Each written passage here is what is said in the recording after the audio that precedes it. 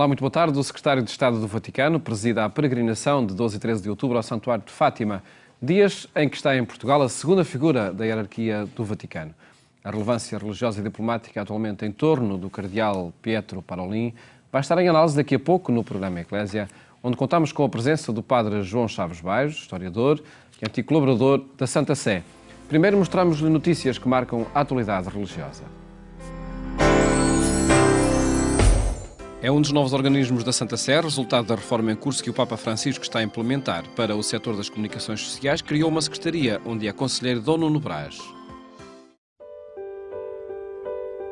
As imagens mais próximas do Papa são normalmente de profissionais do Vaticano, que mostram de forma diferente os gestos que distinguem o pontificado de Francisco.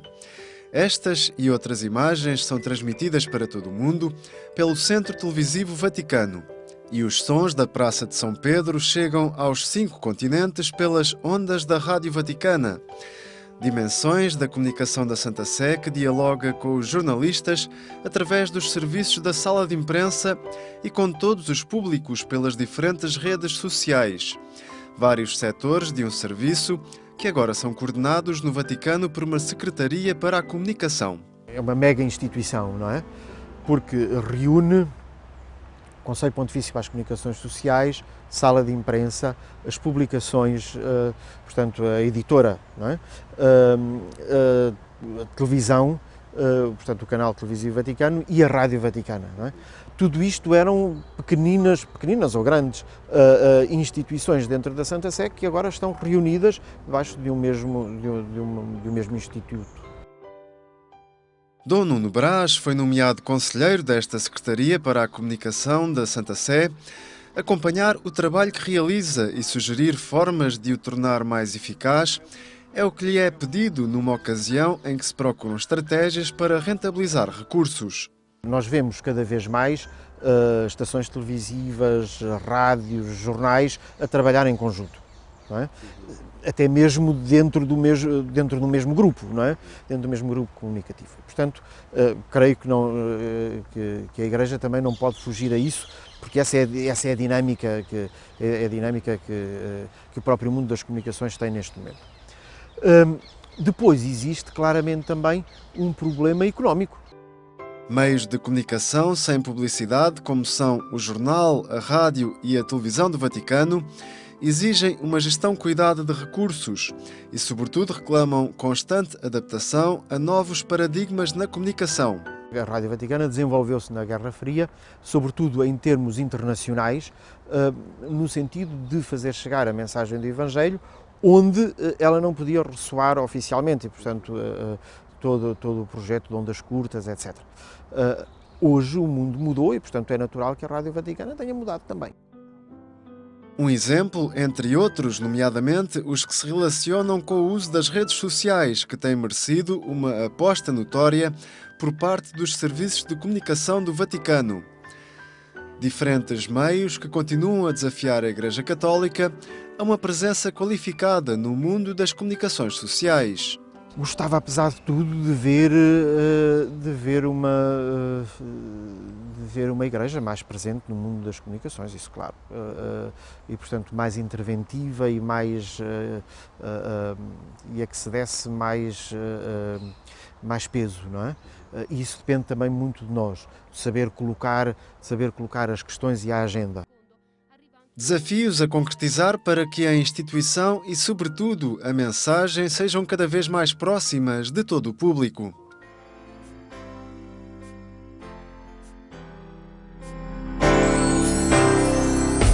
O mega encontro de formação em muitos setores da pastoral. É esse o objetivo do Evangelizar, promovido pelos salesianos. Eu sei que a vida tem pressa, que tudo aconteça. Um dia de formação para agentes de pastoral onde se ouviu a música O Tempo Não Para.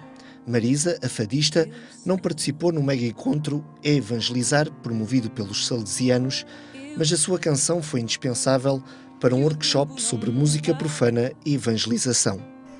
O objetivo foi mostrar que há músicas que, não sendo litúrgicas, nem tendo por origem o Evangelho, oferecem referentes para uma experiência de fé. Embora a música não tenha sido feita para esse contexto, não tenha nada a ver com isso, mas ajuda-nos a entender a proximidade, aquilo que eu sei, aquilo que eu não sei, aquilo que eu canto, aquilo que eu vivo, aquilo que eu sinto.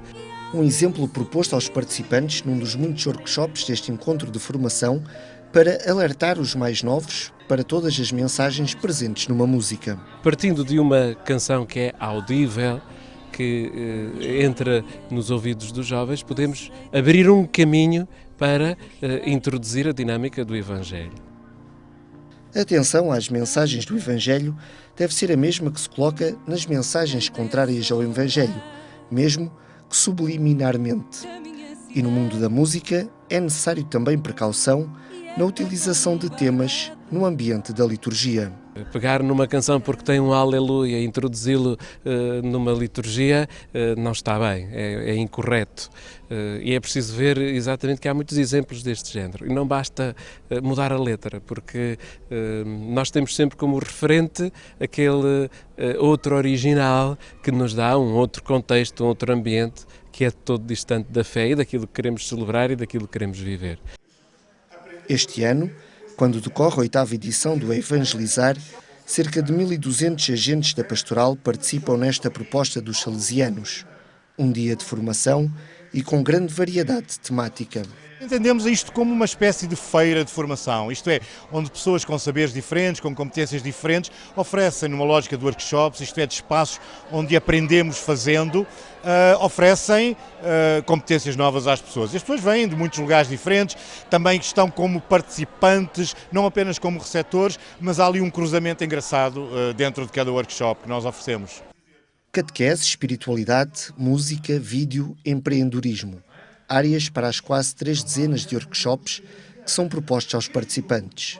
Aqui, formadores e formandos partilham expectativas a pensar nas comunidades onde estão inseridos. Venho especialmente à procura de novas formas de catequizar e de levar Jesus, como eu o sinto, tão importante na minha vida, aos jovens que me são confiados lá na paróquia de Carcavelos. Vamos falar sobre a criatividade em si, as ideias pré-concebidas que têm, desconstruí-las um bocadinho e reconstruir os processos por que passamos para ter novas ideias, para sermos mais criativos. Primeiro apresentamos a mensagem de Fátima, a do anjo e a de Nossa Senhora, e depois ligá-la aos dias de hoje, sendo que, como os pastorinhos podemos adorar a Deus, podemos reparar, que foi uma das coisas que Nossa Senhora disse, oferecer e sacrificarmos-nos pelos outros, sendo que o sacrifício é mesmo isso, olhar a nossa vida, o dia-a-dia, e entregar o nosso dia-a-dia ao Senhor. Acho que esta memória que a Igreja Portuguesa vai fazer dos 100 anos de aparições pode ser inspiradora de futuro, não é?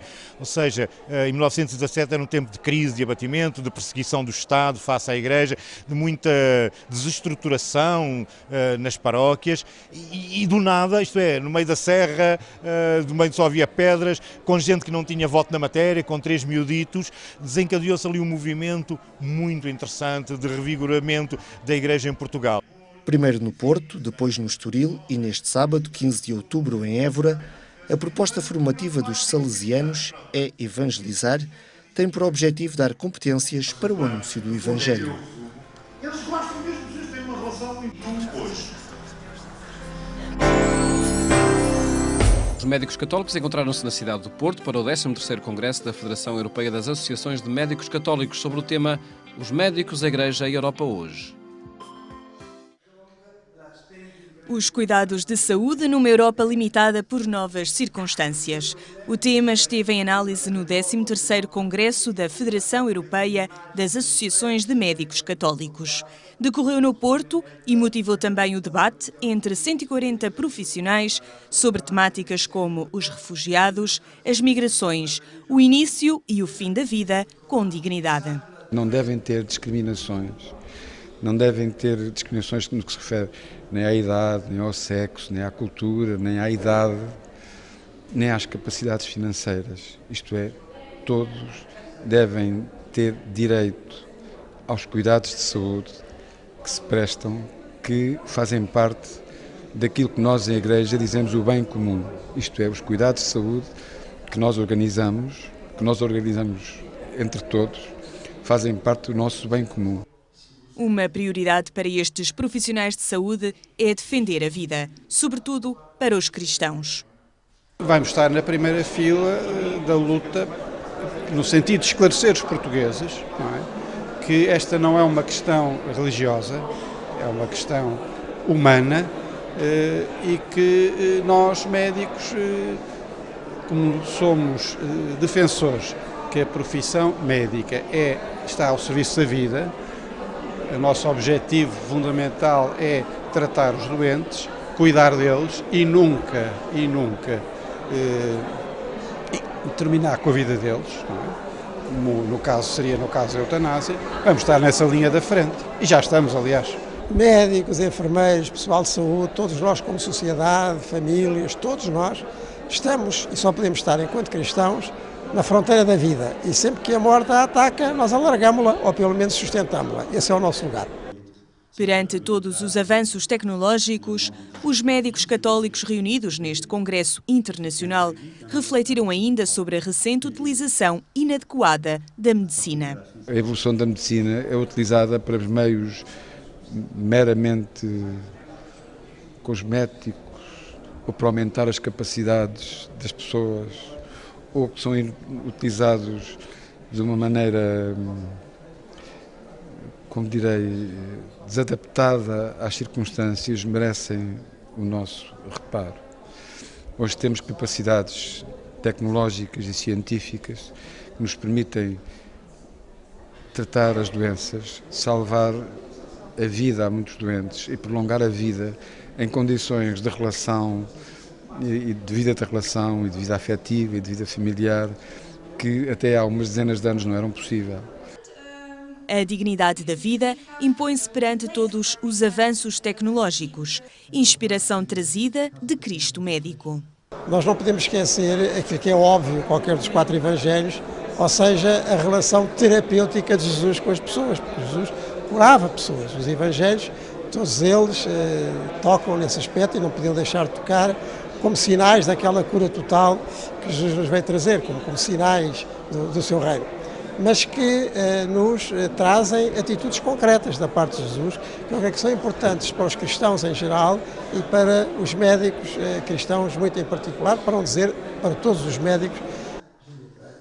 O Congresso da Federação Europeia das Associações de Médicos Católicos aconteceu no contexto dos 50 anos da Federação e dos 25 anos da atividade da Pastoral da Saúde na Diocese do Porto.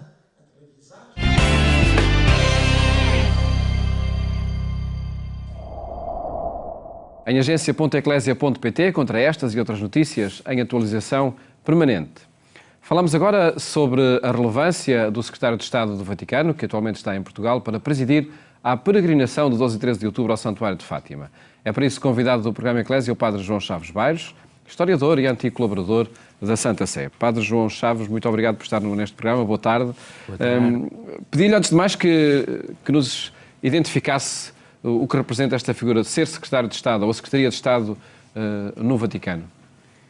Bem, já as duas palavras Secretaria e Estado já dizem muito de qual é a função dessa estrutura e dessa figura. A Secretaria é aquela que prepara praticamente os dossiês, prepara tudo aquilo que é necessário para que o Papa tenha conhecimento de situações e possa tomar as suas decisões.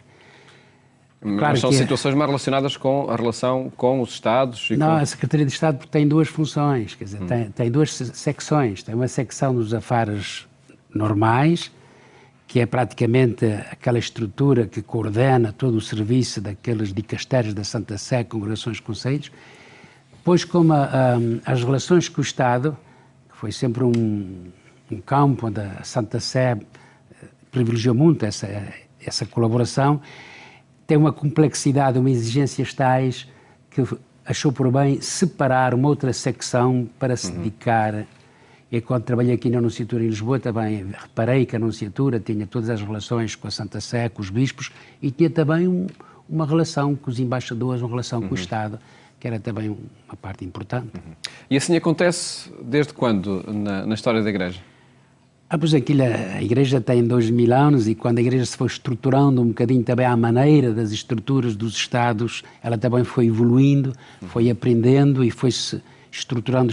Como a Igreja Católica é uma religião, uma Igreja que é muito estruturada e muito centralizada, a figura do Papa é uma figura que tem um poder muito importante e, portanto, toda esta coordenação com a Igreja Universal exigia muitos serviços lá na Santa Sé, a Sé Apostólica, assim chamada, ou em Roma, e, portanto, foi crescendo e foi-se estruturando e tem um grande historial que não se pode aqui trazer todo esse historial. Claro, são muitos séculos, enfim, de constituição. Sobretudo a partir do século XIV, século XV, é que se começou a estruturar a maneira dos Estados. Lá vem a Secretaria do Estado, os Estados Pontifícios, porque a Santa Sé também tinha um território até 1870. Em toda a organização da Santa Sé, da Curia Romana, é de facto o Secretário de Estado a figura número 2 e sente-se esse peso? Sente-se essa necessidade de uma coordenação, porque é claro que vai tudo terminar no Papa, mas o Papa também, pessoa sábia, já diziam os romanos, de mínimos non curat pretor, o pretor não pode cuidar de tudo, portanto tem aquelas estruturas intermédias e necessita de uma estrutura de colaboração que é a Secretaria de Estado. É como o governo de um país, tem o primeiro-ministro com o seu staff, com aquela estrutura ligada ao primeiro-ministro que coordena todas as atividades dos ministérios. E precisava-se de uma estrutura centralizada, coordenadora, para evitar que cada dicastério cantasse a sua música. Isso, o padre João Chaves andou por lá 2 décadas, não é? Colaborando nas congregações da Santa Sé, e essa tensão vai-se percebendo. Mais do que tensão, a necessidade via-se. E, de facto, o Papa precisa também de um filtro. Não é qualquer dicastério quer ir logo ao Papa. Tem de haver uma estrutura que coordene o que é que o prefeito quer ir tratar. É preciso haver uma estrutura que dê ao Papa também todos os precedentes de uma questão. E isso é a Secretaria de Estado que faz tudo isso. Para o exterior, assume esse rosto, a Secretaria de Estado do Vaticano, um rosto diplomático? Para quem trabalhou lá na Santa Sé e para aqueles que lá trabalham, essa parte diplomática é secundária. É importante. Mas se calhar é mais visível do exterior. É visível, mas a nível de governo interno não tem a consistência daquela secção dos serviços normais, porque as relações com os Estados é uma parte, mas não é a parte principal da atividade da Igreja. É a atividade pastoral, sobre as dioceses. É aí praticamente onde o maior número de funcionários da Secretaria de Estado encontra-se na primeira secção, que é aquela dos assuntos normais. Essa segunda secção é para as relações com os Estados, porque a colaboração, já a Santa Sé era um Estado, depois com a unidade da Itália, ela mantém relações, é um Estado, mas como a Igreja também tem muita colaboração com o poder civil, é natural que também a Santa Sé queira privilegiar esse bom entendimento. E que relevância tem também a presença, através da Secretaria de Estado, creio, do Vaticano em organizações internacionais como a ONU, enfim, e outras organizações internacionais? A Santa Sé, a Igreja desde sempre, como o Paulo sabe, desde sempre a Igreja nunca se reduzia à parte espiritual, de pregações, de evangelizações, também deu sempre uma grande importância à parte social. Já os Atos dos Apóstolos, o serviço das mesas, a diaconia nasceu para essa parte social. A Igreja sempre, através dos tempos, as misericórdias que fundou, os hospitais que fundou, as universidades que fundou, a Igreja sempre se preocupou deste aspecto também da promoção humana.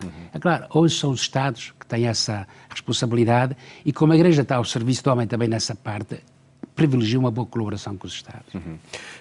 Falemos especificamente neste secretário de Estado, o cardeal Pietro Parolin, uma escolha que ajuda o Papa Francisco na reforma que quer levar por diante?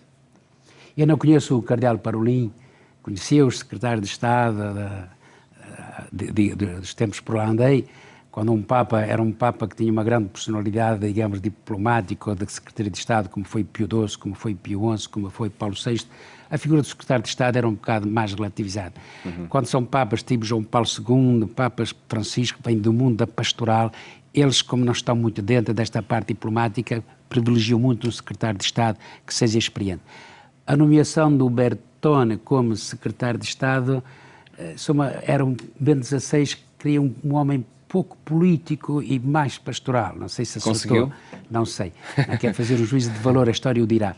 Esta escolha de um diplomático, um Parolin que vem do mundo latino-americano, pois eu penso que Papa Francisco também sentia a necessidade de alguém que, vivendo a realidade, que é a realidade latino-americana, a realidade muito popular, escolheu uma pessoa certamente capaz, no campo diplomático, sobretudo. O Papa já se encontrou por várias vezes com núncios, com o mundo diplomático, com discursos, ainda em setembro, no jubileu dos núncios apostólicos, frisou essa marca do acolhimento, fazer de cada nunciatura, fazer desse ambiente diplomático um ambiente de acolhimento. Corresponde à pretensão do Papa para tudo. Corresponde à necessidade porque, aliás, é humano. Este mundo diplomático pode-nos dar um certo estatuto de um certo aspecto exterior, de um certo... que isso é só uma ameaça ou de facto não vai muito na linha evangélica, na linha do Papa Francisco. Talvez por isso Bento XVI escolheu um que na vinha do ramo da diplomacia, talvez precisamente para vincar esse aspecto pastoral de proximidade. E o Papa Francisco é muito sensível a isso, naturalmente. Uma última questão sobre a presença do Secretário de Estado em Fátima, quando se prepara a vinda do Papa Francisco. Que relevância tem para o centenário das aparições? Bem, que a Santa Sé, que o Papa manda o secretário de Estado, que é a segunda figura na Santa Sé, significa que quer dar importância a esse centenário. Naturalmente ele espera, se Deus lhe der saúde, espera de vir concluir e mandou o secretário de Estado, que é uma espécie do seu vigário-geral, abrir. Acho que está bem. Isso teremos aqui em Fátima agora no dia 12 e 13 de outubro. Padre João Chaves Vaz, muito obrigado por ter estado aqui no programa Eclésia. Falar sobre este contexto da Secretaria de Estado e o trabalho que desenvolve no Vaticano. Nós, mais logo, o programa Eclésia faz-lhe companhia na rádio, na Antena 1, quando forem 22h45. Votos de boa tarde. Até amanhã, se Deus quiser.